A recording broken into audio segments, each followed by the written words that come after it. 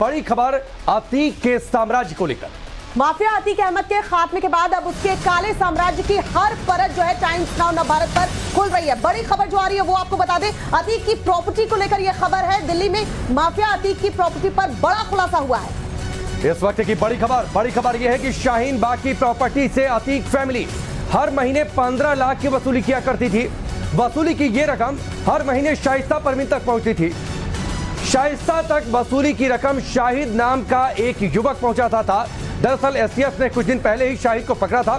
शाहिद से पूछताछ में उसने असद का नया नंबर दिया था और इसी नंबर की सर्विलांस करते हुए एसटीएफ की टीम झांसी पहुंची। असद को ट्रेस कर लिया, असद घिर गया और उसके बाद जब असद ने फायरिंग की उसका एनकाउंटर हो गया। तो देखिए, शाहीन बाग की प्रॉपर्टी से 15 लाख की वसूली होती थी।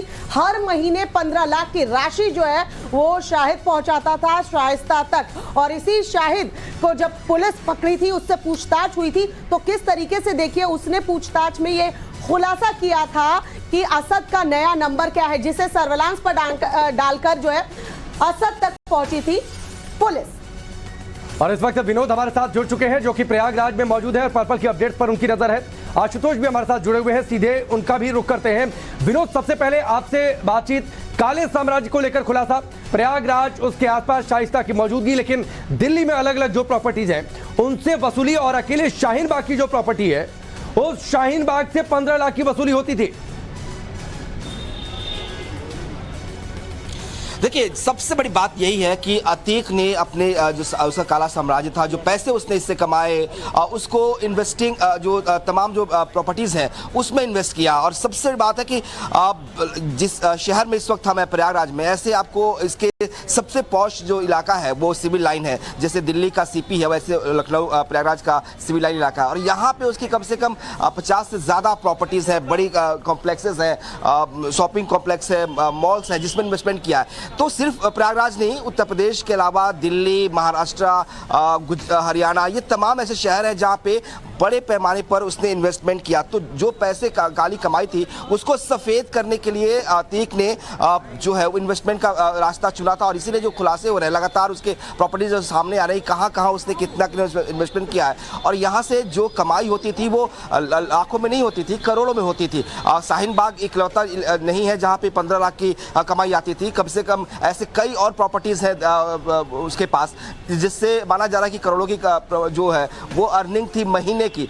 तो अतीक ये जान चुका था कि जो पैसा उसने कमाया है उसे सफ़ेद करने के लिए ये सबसे मुफीद रास्ता होगा कि वो बिल्डर्स के साथ एसोसिएट करे। अभी तक जितने उसके एसोसिएट्स और एड्स को पुलिस ने नैब किया है, पकड़ा है या जहां तक पहुंची है, उसमें इस बात का खुलासा भी हुआ कि उसके बहुत सारे जो पार्टनर्स थे वो बड़े बिल्डर्स थे जो बड़ी बड़ी प्रॉपर्टीज में बिल्डिंग तैयार करते हैं। तो इन्वेस्टमेंट का एक तरीका उसने सुना था कि वो अपने काले पैसों को सफेद कर सके। और इसीलिए कई जगह देश के कई शहरों में उसने बड़ी बड़ी प्रॉपर्टीज जो है, यानी किस तरीके से उसने अपना साम्राज्य जो है वो फैला रखा था और किस तरीके से उसके पास पैसे पहुंच रहे थे, अकूत संपत्ति जिसकी बात की जा रही है। अभी और कई खुलासे होने बाकी हैं। आशुतोष का रुख कर लेते हैं, वो भी हमारे साथ बने हुए हैं। आशुतोष, शाइस्ता परवीन जो अब मालिक है इस अकूत संपत्ति की, उसकी तलाश तेज की गई है।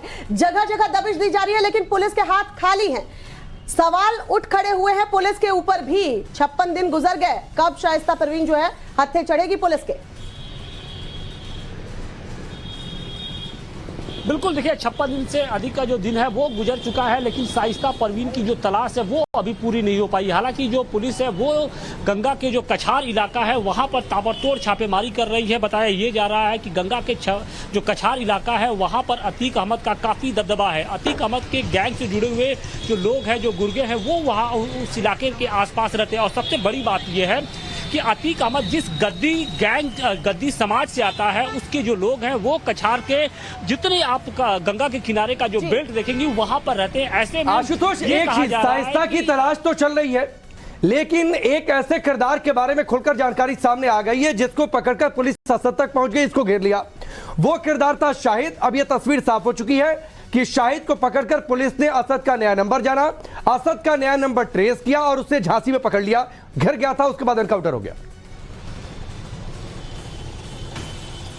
बिल्कुल, देखिए शाहिद वो शख्स है जिसके जरिए जो पुलिस है वो असद तक पहुंची। कहा यह जा रहा है कि प्रयागराज में उमेश पाल का मर्डर करने के बाद जो असद है, गुलाम है, वो यहां से सीधे लखनऊ जाते हैं, लखनऊ अपने फ्लैट पर रुकते हैं और उसके बाद जो उनका रास्ता है जो वो सीधे वहां से दिल्ली पहुंचते हैं और दिल्ली में ही उन्होंने शाहीन बाग के आसपास के जो इलाके हैं, मुस्लिम बहुल इलाके हैं, वहां पर अपना ठिकाना बना रखा था। और उसके बाद जैसे उनको ये भनक लगती है कि पुलिस उनके करीब है, वो वहां से निकल जाते हैं और उसके बाद उन्हें उनकी लोकेशन है वो झांसी के आसपास मिलती है।